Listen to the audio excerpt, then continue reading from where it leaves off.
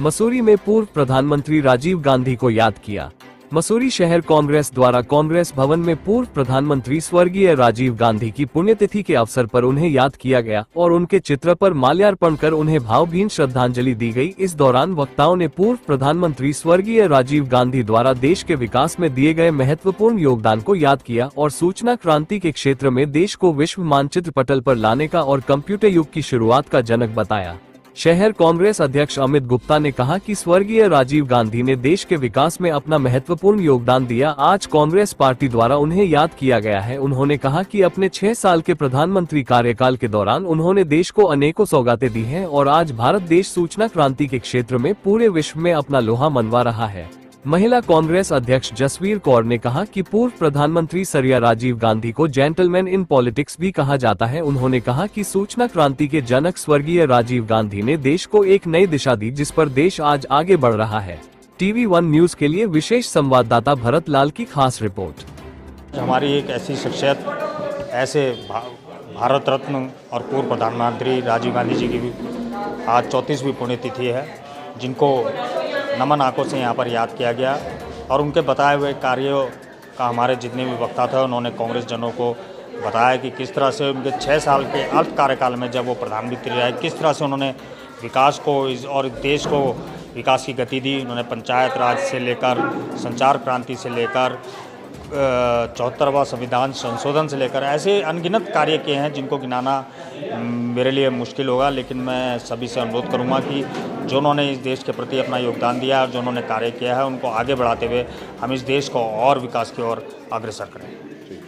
देश के पूर्व प्रधानमंत्री, भारत रत्न, सूचना क्रांति के देता राजीव गांधी जी की पुण्यतिथि है और इस अवसर पर मैं यही कहना चाहूँगी कि राजीव गांधी वो शख्सियत है जिसने कि चांदी का चम्मच मुंह में लेकर इस परिवार में जन्म लिया था और उनको राजनीति में आना पड़ा। उनके लिए ये भी कहा जाता है कि जेंटलमैन इन पॉलिटिक्स, परंतु अपनी माताजी के देहांत के बाद वो भारत के प्रधानमंत्री बने और उन्होंने अपने देश के लिए इतने काम कर गए। मात्र 6 वर्षों में उन्होंने हमारे देश का नाम पूरे विश्व में रोशन कर दिया और ऐसे ऐसे कार्य करके गए कि जो आज तक की सरकारें नहीं कर पाई और जो कहती हैं कि 75 वर्षों में कांग्रेस ने क्या किया।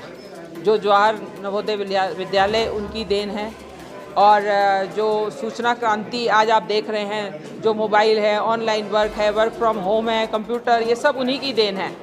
और 74वां नगर पालिकाओं में पंचायती राज में 74वां संशोधन उनकी देन है। महिलाओं का आरक्षण उनकी देन है और जो हमारे युवा उनको 21 वर्ष की आयु में जो वोटिंग का अधिकार दिया गया, 18 वर्ष की आयु में जो वोटिंग का अधिकार दिया गया, वो भी राजीव गांधी जी की देन है। इस प्रकार उन्होंने हर क्षेत्र में बहुत काम किए।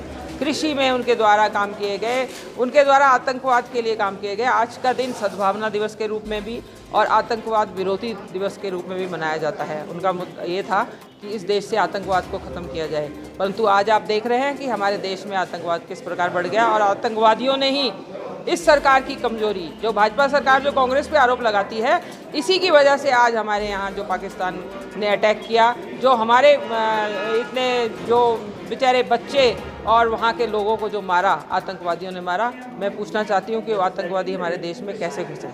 तो मैं ज़्यादा ना बोलते हुए यही कहूँगी कि ऐसी शख्सियत हमारे इस देश में बार बार जन्म ले और हमारी कांग्रेस का विकास हो, हमारे देश का विकास हो।